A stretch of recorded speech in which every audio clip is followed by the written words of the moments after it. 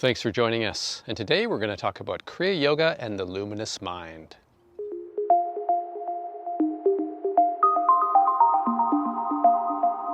So in Kriya Yoga and many yogic paths and many meditation paths, there's a recognition that being able to have some kind of control over the mind is beneficial for one's meditation and spiritual development. And in the Bhagavad Gita, which is the divine song from the Mahabharata epic, the disciple Arjuna is talking to his teacher Krishna about the nature of the mind. He says, "The mind is restless, turbulent, obstinate, and very strong, O Krishna, and to subdue it, I think, is more difficult than controlling the wind." So in this passage, Arjuna is talking about the difficulty of controlling the mind in meditation. And certainly that is something that is seen across many meditation paths. And it is a recognition that the mind is ephemeral, that it moves, it shifts around, very difficult to control. And in general, when one's mind is not focusing on something, it tends to wander. It can wander in memory, it can wander in anticipation of fulfilling desires, and so on. It can wander into wholesome states of mind and unwholesome states of mind.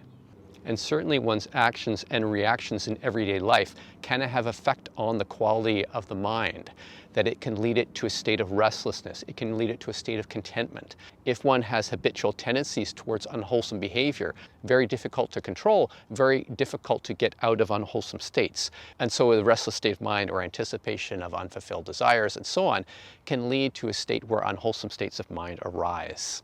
And so it's in general better to have a wholesome state of mind than an unwholesome state of mind.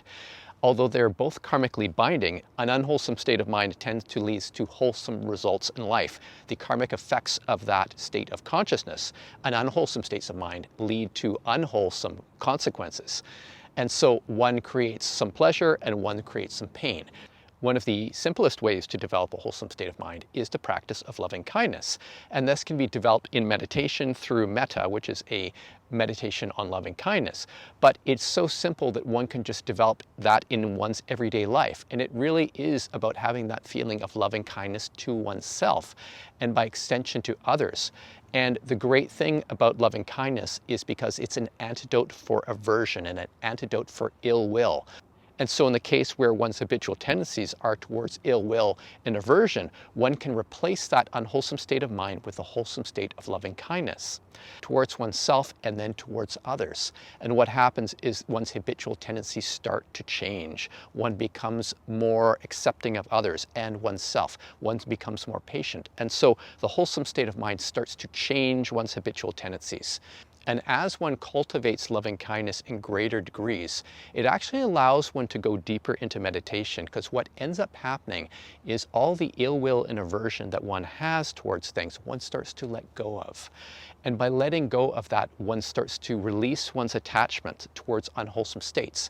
When one releases attachment to unwholesome states, these hindrances, if you will, one spontaneously starts to go into meditation.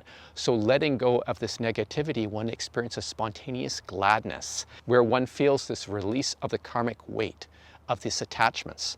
And this spontaneous gladness arises, and this leads one into the first state of meditation, this beginning of this rapturous feelings in the body and this feeling of joy, which is the first jhana. It is the first state of meditation that one goes into. And so as one cultivates loving kindness and goes deeper and deeper in meditation, that loving kindness actually starts to change. It transforms as one goes deeper into meditation, and the boundaries of the body and the mind start to dissolve, and one experiences a feeling of expansion, what is normally talked about as samadhi. And so the loving kindness starts to change into this feeling of compassion, which is called karuna, as one experiences an expansion of consciousness.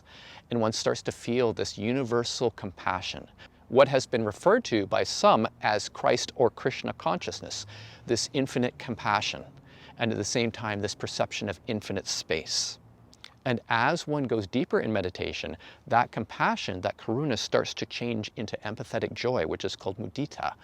It is the celebration of their highest good as they move towards awakening. And as one continues to go deeper, this mudita, this empathetic joy, changes into upekkha, which is this equanimity, which is conjoined with the perception of nothingness. And so this is a very high state where one is able to have great insight into the nature of phenomena. However, at the highest levels, there's a recognition that the nature of the mind is luminous. Luminous, monks, is the mind, and it is freed from incoming defilements.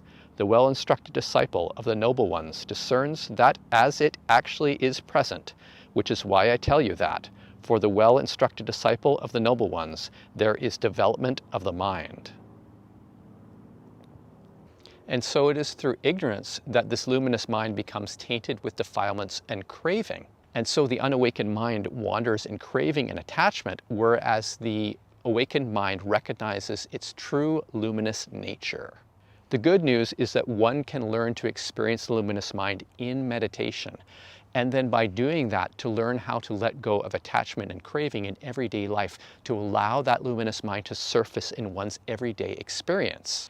And when this starts to occur, one's attention is rooted in reality, what is called yoniso manasikara.